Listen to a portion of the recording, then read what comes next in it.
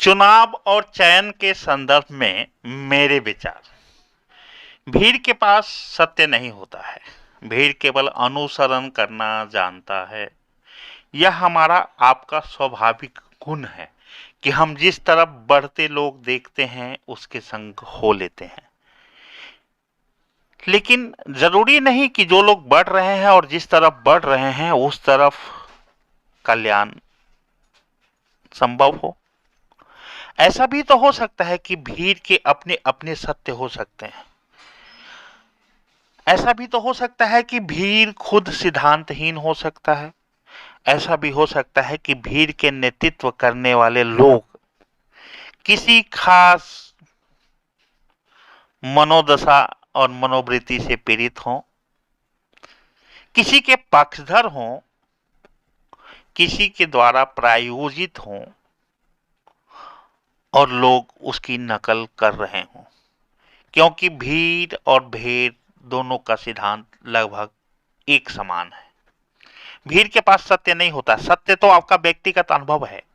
कौन अच्छा है कौन बुरा है, हो सकता है उनके लिए जो अच्छा है वो हमारे लिए अच्छा ना हो। ऐसा भी हो सकता है जो हमारे लिए अच्छा है वो उनके लिए अच्छा ना हो। क्योंकि कौन बेहतर है इसका चयन तो केवल मेरे और आपके व्यक्तिगत अनुभव ही कर सकते हैं। सामूहिक अनुभवों से लिया हुआ निर्णय जरूरी नहीं कि आपके ऊपर भी फिट बैठता हो। हालांकि भीड़ का यह सिद्धांत चींटियों से आया है।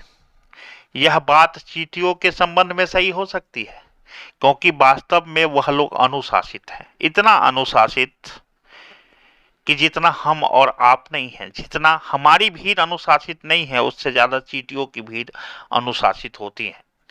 आपने बिल्कुल भी ना देखा होगा कि कतार में चल रही कोई चींटी ओवरटेक कर कर आगे निकल जाने की जुगाड़ में हो। आपने तो बिल्कुल भी नहीं देखा होगा कि समानांतर कई दूसरी चींटियां चल रही हों और कह रही हों आओ मुझे फॉलो करो और मेरे पीछे चलो, क्योंकि मैं भी उम्मीदवार हूं, मेरी भी एक विचारधारा है, मेरी भी कोई शख्सियत है, तुम आओ मेरे पीछे कतार बनाओ। ऐसा शायद आपने कभी नहीं देखा होगा चींटियों के संबंध में, लेकिन मनुष्यों के संबंध में ये यथार्थ है। ऐसा दृश्य कभी भी चींटियों के संदर्भ में सत्य नहीं हो सकता, लेकिन हम इंसानों के संदर्भ में अक्सर यही सत्य है। और अगर यह दृश्य तुम्हें देखना हो तो चुनाव के दिनों में देख लो। हर कोई अपनी उम्मीदवारी लिए यह उम्मीद करता है कि लोग उसके पीछे चलेंगे। वास्तव में चींटियों के कतार में सबसे आगे चल रही चींटी के पास कुछ तो विजन होगा, कुछ ऐसा विजन जिसके कारण तमाम चींटियां उसको फॉलो करते हुए कतारबद्ध होकर उसके पीछे आ रही है। लेकिन ऐसे विजन हम इंसानों के नेतृत्व करते हुए चुनाव के दिनों में देखने वाले तमाम उम्मीदवारों में नहीं होता। तभी तो ऐसा होता है कि हर उम्मीदवार पैरेलल चलने के प्रयास में है और कहता है कि आओ मेरे पीछे कतार लगाओ। चींटियों के अंदर यह विश्वास है कि जो जिसके पीछे वो जा रहे हैं, जो इस कतार के शुरुआत में बना हुआ है, जो इनका नेतृत्व कर रहा है, यह इनको बेहतर सड़क मार्ग से लेकर जाएगा, तमाम बाधाओं से वंचित रखते हुए इन्हें गंतव्य तक पहुंचाएगा। और यह विश्वास ही एकमात्र कारण होगा कि तमाम चींटियां कतार बनाकर चल रही है। लेकिन अगर चुनाव में देखें तो ये ऐसा हम तो सबके संदर्भ में सही नहीं हो सकता, क्योंकि हमारे जो आगे होने का दम भरते हैं, जो हमारे नेतृत्व करने का दम भरते हैं, निश्चित रूप से उनके पास हमारे लिए समुचित विजन नहीं है। हम इतने विश्वास में नहीं हैं कि ये जो नेतृत्व करता है ये आगे ले जाकर हमें गड्ढे में गिराएगा या किसी समतल भूमि से निकालते हुए गंतव्य तक पहुंचाएगा। इस बात को ऐसे भी समझा जा सकता है कि जब सड़क पर कोई जाम लगी हो, बहुत लंबी जाम लगी हो, और एक मोटरसाइकिल ने किसी गली की तरफ अपनी मोटरसाइकिल मोड़ दी, हम तुरंत उसके पीछे नहीं हो लेते हैं।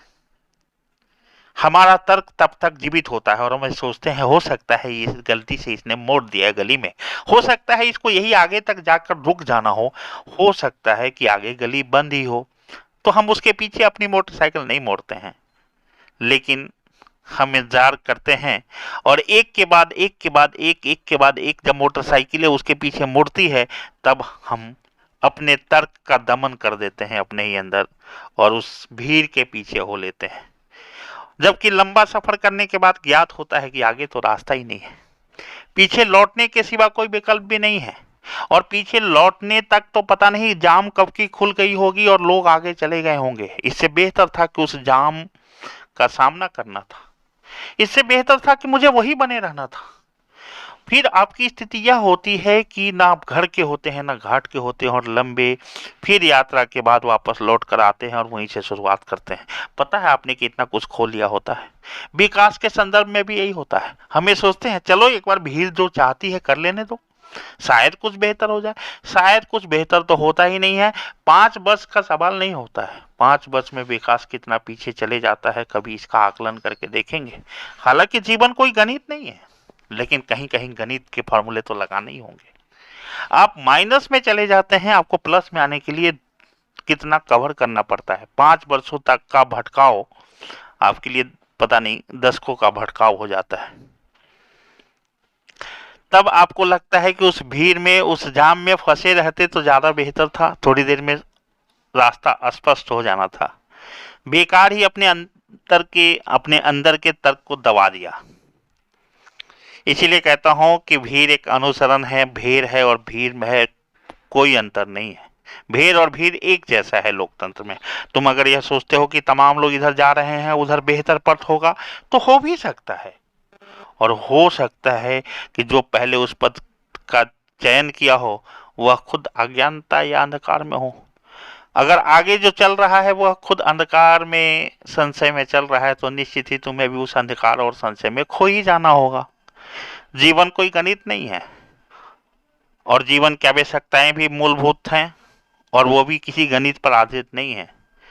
हमने आपने a+b का होल स्क्वायर का सूत्र पढ़ लिया, तो गणित में हर जगह लग सकते हैं, फिट बैठ सकते हैं संबंधित सवालों में, लेकिन जीवन में फिट बैठे इस बात की कोई गारंटी नहीं है। जीवन के संबंध में भी कुछ सूत्र जायज हैं, लेकिन उन सूत्रों को किस जगह किस तरीके से उपयोग में लाना है, इसके लिए भी बेहतर निर्णय आप ही का होगा। गलत समय पर गलत सूत्र को पकड़ कर चलना गलत परिणाम देता है, और चुनावों में अक्सर हम यही देखते हैं। हम जब भीड़ का अनुसरण कर रहे होते हैं तब हम चूक जाते हैं। इसीलिए कहता हूं कि सत्य तो व्यक्तिगत अनुभव है, और जब हम भीड़ में होते हैं तो सामूहिक अनुभव को ही व्यक्तिगत मान लेते हैं। भीड़ की सोच को अपनी सोच मान लेते हैं, और अक्सर इससे अवांछित परिणाम ही सामने आते रहे हैं। व्यक्तिगत अनुभवों को प्राथमिकता न देकर हम भीड़ की नकल करने निकल पड़ते हैं चुनाव के दिनों में। मानव का यह स्वभाव है कि भीड़ को फर्क नहीं पड़ रहा तो अकेले हमें क्यों फर्क पड़ेगा। आपके अंदर एक तर्क जन्म ले लेता है, ये इसके निर्माता आप खुद होते हैं।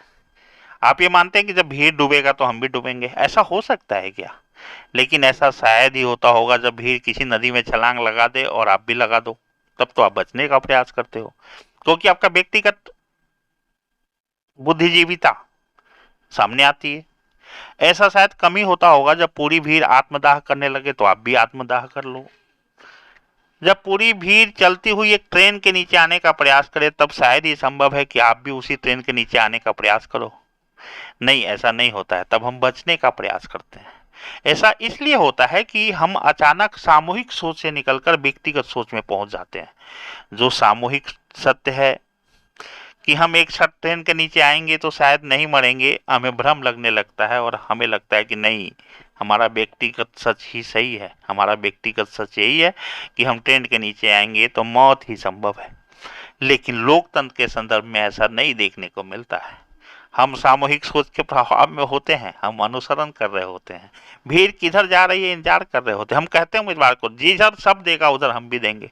अरे सब डूबेगा तो तुम भी डूबोगे, और डूबते तो रहे हो, कुछ नया तो किया नहीं है। और हम उस भीड़ का एक हिस्सा बन जाते हैं, यह सोचे बिना कि पूरी भीड़ दिशाहीन हो सकती है। हो सकता है उस भीड़ में जो लोग आगे चल रहे हों उनको बुखार हो और अपनी बुखार की दवा के लिए आगे बढ़ रहे हों, और आप ठहरे मधुमेह के मरीज, तो भीड़ को प्राप्त होने वाली बुखार की दवा आपके काम थोड़े आ जाएगी। भीड़ में जो आगे ये लोग भीड़ का नेतृत्व कर रहे हैं, जो अगली पंक्ति और कतार में चल रहे हैं, संभव है कि वो अपनी बुखार की दवा लेने जा रहे हो, लेकिन आपको तो मधुमेह है, तो क्या उनके वाली बुखार की दवा आपके काम आ जाएगी? चुनाव और चयन के संदर्भ में मेरा मानना है कि अक्सर हम लोग भीड़ का अनुसरण करते हैं। बुखार की दवा लेने जा रही भीड़ के पीछे हम मधुमेह के मरीज होकर भी लग जाते हैं कि हमें लगता है कि उनका कल्याण हो जाएगा तो हमारा भी हो जाएगा। ऐसा कैसे हो सकता है? ऐसा कैसे संभव है? यह सोचे बिना भी कि इनकी समस्याएं अलग हो सकती हैं, इनकी पीड़ा अलग हो सकती है, इनके समाधान अलग हो सकते हैं। लोकतंत्र में मतदान का अधिकार हमें प्राप्त है। उस अधिकार के उद्देश्यों को समझना और यह समझने का हमारा व्यक्तिगत तरीका होगा। मैं मेरे व्यक्तिगत अनुभवों के आधार पर किसी उम्मीदवार का चयन करूंगा। भीड़ मेरे लिए चयन का कोई आधार हो ही नहीं सकता। मेरे चयन में मेरे व्यक्तिगत अनुभव, मेरी व्यक्तिगत समस्याएं और मेरे द्वारा अनुभव की गई सामाजिक समस्याएं मुख्य किरदार होंगी। मुझे इस बात से फर्क नहीं पड़ता कि बाकी लोग के चयन का आधार क्या है, क्योंकि एक अपराधी तो चाहेगा अपराध वाला माहौल बना रहे, एक ठेकेदार चाहेगा सड़कें टूटी रहे ताकि सरकारी ठेके निकलते रहें और उसकी चांदी कटे, स्वीपर तो चाहेगा गंदगी बने रहे, सरकारी व्यवस्था की तरफ से ना सही कोई व्यक्तिगत खर्चे पर बुलाएगा अपने यहाँ किसी कार्यक्रम के होने पर, या असहनीय स्थिति आ जाने पर अपने घर के आसपास की नाली कोई व्यक्तिगत खर्चे पर ही साफ कराएगा। स्वीपर तो चाहता है गंदगी बने रहे ताकि उसका भी पूछताछ बने रहे, बरकरार रहे। डॉक्टर तो चाहेगा गंदगी बरकरार रहे ताकि लोग ज्यादा से ज्यादा बीमार रहे। लेकिन आप क्या चाहते हैं? यह आपके चयन का आधार होना चाहिए। अक्सर एक सवाल उठता है कि चुनाव में सभी चेहरों का लगभग एक जैसे नेता हैं, सभी तो लगभग एक जैसे चेहरे हैं, आखिर चयन करे किसका? वास्तव में चयन का एक ही आधार होना चाहिए, जिसे आप चुन रहे हैं वह आपसे बेहतर है कि नहीं है। आप उन तमाम उम्मीदवारों में से कौन बेहतर है यह मत देखिए। आप यह मत देखिए कि आपसे बेहतर कौन है, आप ये देखिए कि आपसे बेहतर कौन है। अपने से कमतर को कैसे चुना जा सकता है? आप मित्र कैसे बनाते हैं? जिसके बारे में आपको लगता है कि यह सही सलाह दे सकता है, धीरे धीरे वो आपका मित्र हो जाता है। आप अपना कर्मचारी स्टाफ कैसे चुनते हैं? किसे रखते हैं? जिसके बारे में लगता है कि यह कार्य सही कर सकता है। अपने आपको अगर निजी सचिव रखना हो तो आप किसे रखेंगे? अपने से बेहतर को या अपने से कमतर को? अगर आपको बच्चे के लिए शिक्षक का चयन करना हो तो आप किसका चयन करेंगे? कम नॉलेज रखने वाले को या बेहतर नॉलेज रखने वाले को? अगर बच्चे के इलाज के लिए डॉक्टर का चयन करना हो तो आप किस डॉक्टर को चुनेंगे? कम अनुभव वाले को, कम नॉलेज वाले को या बेहतर को? आपको अपनी लड़की की शादी के लिए लड़का एवं उसके परिवार का चयन करना हो तो आप किसका चयन करेंगे? अपने से कमतर या अपने से बेहतर? और अगर इन तमाम जिम्मेवारियों में आपकी कसौटी यही है कि आप जिसे चुनेंगे वो आपसे बेहतर होगा, आपसे कमतर नहीं, तो फिर चुनाव में यह कसौटी क्यों नहीं लागू करते? आप क्यों कहते हैं कि सब उसका नाम ले रहा है तो संभव है कि उसी को हम भी दे दें? संभव है कि सबके लिए वह बेहतर होगा, लेकिन आपके लिए हो सकता है कि कोई और बेहतर हो। इसीलिए सवाल केवल 5 वर्षों का नहीं है। जब समस्या के समाधान और विकास की दिशा एक बार बदलती है, गलत दिशा में जाती है ना, तो 10 को लग जाते हैं वापस सही दिशा में लौटने को। इसीलिए भीड़ के पास तो केवल भीड़ होती है। भीड़ के पास न विजन होता है, न वास्तविक सत्य। सत्य तो आपके अनुभवों में छिपा है। इसीलिए चुनावों में भी चयन आपके अनुभवों के आधार पर होना चाहिए, ना कि सामूहिक अनुभवों के आधार पर। और एक बात और कहता हूँ, ये नगर निकाय चुनाव, पंचायत चुनाव, इनको राजनीतिक दलों से दूर क्यों रखा गया है? ताकि इसमें पार्टी स्तर की कोई सोच प्रवेश ना कर पाए। क्योंकि पार्टी स्तर पे कितना कल्याण राज्य में, देश में संभव है वो तो आप देख रहे हो। एक तो पहले ही व्यवस्थाएं चुनाव की पार्टियों ने है की हुई है। कुछ जो स्वतंत्र चुनाव है, कुछ जो नगर निकाय चुनाव है, कुछ जो पंचायत स्तरीय, त्रिस्तरीय चुनाव है, जिनको पार्टियों से मुक्त रखा गया है। आप इनमें भी पार्टियां लाकर क्यों बेड़ा गर्क करने में लगे हैं? और जाति ने तो पहले ही बेड़ा गर्क किया हुआ है। धन्यवाद। संघर्ष प्रणाम। चुनाव और चयन के संदर्भ में मेरे विचार मैंने आपके साथ साझे किए हैं। संभव है कि इसमें बहुत सारी त्रुटियां भी हो सकती है और संभव भी है कि इससे आपको एक बेहतरीन तरीका भी प्राप्त हो सकता है कि चुनावों में कैसे चयन करें आप और कैसे बेहतर नेताओं का चयन हो। धन्यवाद। पुनः संघर्ष प्रणाम। जनता ने सीधे तौर पर नगर निकाय चुनावों में अपने मेयर, उपमेयर, सभापति, महापौर को चुनने का पहली बार अधिकार पाया है। इसका बेहतर प्रयोग हो, क्योंकि अभी तक तो पार्षदों की खरीद बिक्री से ही मेयर, उपमेयर या सभापति या उपसभापति महापौर आदि चुने जाते थे। पहली बार ये अधिकार चुन लेने का प्राप्त हुआ है तो अब तो कुछ बेहतर चुनो, खुद की सुनो, खुद की बात की सुनो, खुद के अंदर की सुनो, भीड़ के पीछे चलने से बचना होगा।